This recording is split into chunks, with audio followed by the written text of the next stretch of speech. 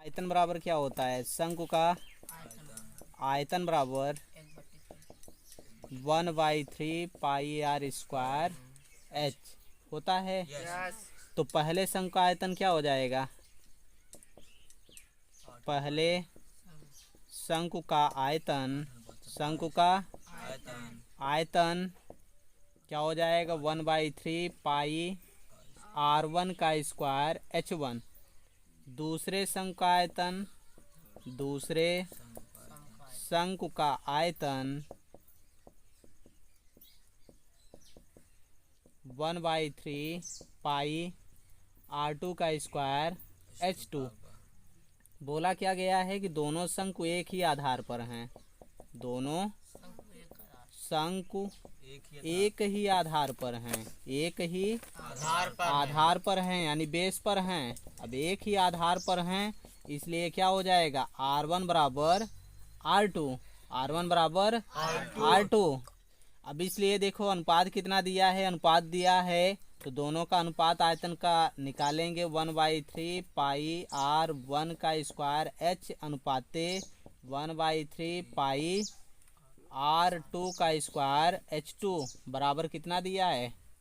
8:27। अब देखो यहाँ से क्या हो जाएगा हमारा? अब इसको हम देखो दूसरे फार्म में लिखते हैं 1/3 पाई। अब ये देखो दोनों बराबर हैं, तो इसी का स्क्वायर H1 कर देते हैं बटे। अब यहाँ इसको क्या करेंगे? बटे 1/3 पाई। अब R2 क्या लिख सकते हैं? R1 ही लिख सकते हैं। अब बराबर क्या? 8/27। अब देखो 1/3 से 1/3 कैंसिल, पाई से पाई कैंसिल, R1 स्क्वायर से R1 स्क्वायर यानी H1/H2 बराबर 8/27। अब इसका ही अनुपात पूछा है, H1 अनुपाते H2 बराबर 8:27। यही उत्तर हो गया।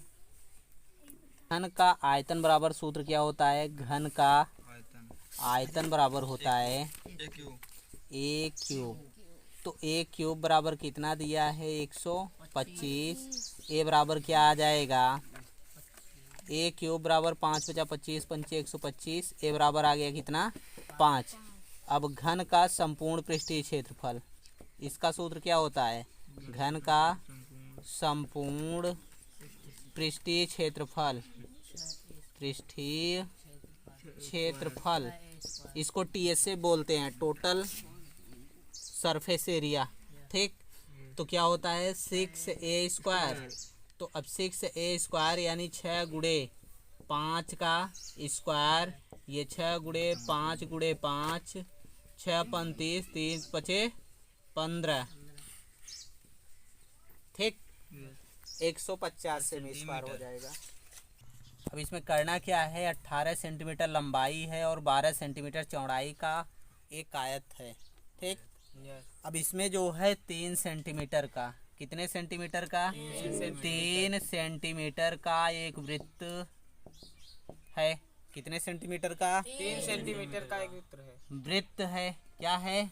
वृत्त है। यानी R बराबर 3 सेंटीमीटर दिया है, तो D बराबर कितना हो जाएगा? व्यास क्या? 2R होता है, यानी 2 × 3 2 × 6 सेंटीमीटर। अगर ध्यान से देखो तो इसमें क्या 6 सेंटीमीटर का एक वृत्त, 6 सेंटीमीटर का एक वृत्त और 6 सेंटीमीटर का दूसरा। इस साइड से देखो 6 × 18 ना, कितने आ गए? अब देखो कितने वृत्त हुए? 6। तो वृत्तों की संख्या कितना हो गई? 6। कितना हुए? 6। क्योंकि क्या था? 18 × 12। 18 × 12। अब अगर भाग देंगे 6 से, 6 × 18 6 दूना 12 यानी 3 दूना 6। वृत्तों की संख्या कितना आ जाएगी? वृत्तों की संख्या बराबर 6। यही उत्तर हो गया। त्रिज्या बराबर कितना है? एक तार वृत्ताकार के रूप में है जिसकी त्रिज्या 28 सेंटीमीटर है। यदि इसी तार को मोड़कर एक वर्ग बनाया जाए तो वर्ग का क्षेत्रफल होगा। यानी ये वृत्त हो गया, इसकी त्रिज्या कितना है? 28 सेंटीमीटर। कितना है? 28 सेंटीमीटर। अब इसको जो है वर्ग के रूप में बनाया जाता है तो इसका क्षेत्रफल कितना होगा? ठीक, अब देखो यहाँ पर हम क्या करेंगे, सबसे पहले वृत्त का परिमाप बराबर वृत्त का परिमाप बराबर वर्ग का परिमाप वर्ग का परिमाप। अब वृत्त का परिमाप क्या है? वृत्त का परिमाप बराबर होता है 2 पाई आर। वर्ग का परिमाप क्या होता है? 4a। भुजा 4 गुणे भुजा होता है।